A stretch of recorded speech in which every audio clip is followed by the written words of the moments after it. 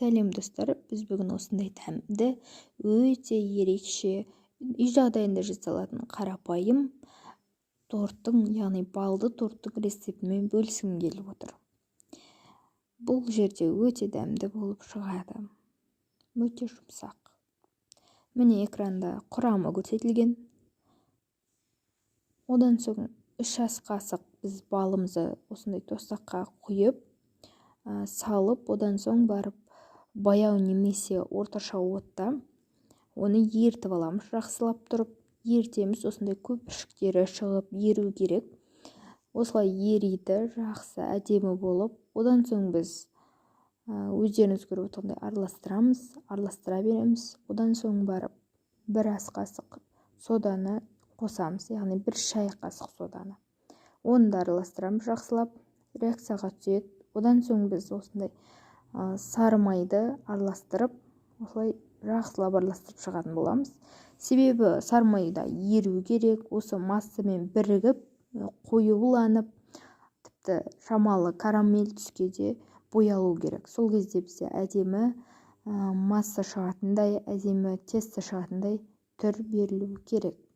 Міне одан соң бұны біз суытып қойып қоюымыз керек. Бұл дайын болғаннан кейін тым қатты қойып жібермеңіздер, тым карамель болып кетеді. Міне мына жерде біз 4 жұмыртқаны осылай жарып алдық. Осылай содан соң оны араластырамыз, жақсылап көпіртіп араластырғаннан кейін біз бір үлкен кеседегі шекерді қосамыз. Шекерді қосып жақсылап араластырамыз. Бұны да өте жақсы араластырамыз. Одан соң біз ар жағында көріп тұрғандай біздің сол суыған балды массамыз тұр. Осы балды массаны біз болашақта тестоға қосатын боламыз. Жұмыртқалы массаға қосамыз. Жақсылап араластырамыз. Одан соң біз араластырып алғаннан кейін балды массаны осы жұмыртқалы массаға қосып, қасықтап қосып, бәрін қосып шығамыз, араластырамыз. Содан соң араластырғанда бізде қойылтым, яғни қоңырқай түс шығады. Біз електен өткізіп ұн саламыз. Ұнды аз-аздап немесе бәрін салсаңыздар да болады. Осылай араластырып аламыз. Араластырып болғаннан кейін бізде қойылтым масса шығуға тиіс. Міне осындай қойылтым әдемі масса шығады. Содан соң біз осындай формаларды сызып аламыз. Форма сызып алғаннан кейін менде негізінен осындай 8 корж шықты. 300 градуста 5-6 минут пісіріп аламыз қызып тұрған пеште. Одан соң міне шыққан бізде дайын болған корждар, оның ұнтағы айналасының, одан соң крем. Крем бізде кремге сгущенка қосылды барлығы. Содан соң сметана 10 ас қасық, одан соң барып сахарная пудра 2 пакет. Осының бәрін қосып шықтық, сөйтіп араластырамыз. Содан соң тортты жинақтауға кірісеміз. Тортты жинақтап, өте тез жылдамдықта, осы видеодағы жылдамдықтағыдай қылып араластырып істесеңіздер болады. Және өздеріңіз видеода көргендей ескерте кететін тағы бір жайт бар.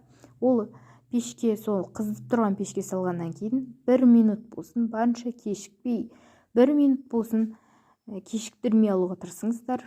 Қытырлақ болып қалмау үшін өзінің әдемі жұмсақ түрін, әдемі массасын сақтау үшін өте қажет болып табылады. Осылай тез-тез жинап шығайық. Әрқайсысын осылай қосып, өте жақсылап тұрып, арасына кремді қоса отырып, біз тортты жинақтаймыз. Бұл қою болып шығуы да мүмкін. Крем қою болып шығатын болса, тіптен керемет болады, бірақ та бұл сұйықтау болған креммен де әдемі болып шығады. Қасындағы ұнтақпен бетін айналасын сеуіп шығамыз. Дайын болған бізде медовый, яғни балды тортымды мен қазір көрсететін боламын. Міне дайын болған торт. Ал мынау болса таңертең, яғни түнімен тұрып, таңертең алғандағы түрі.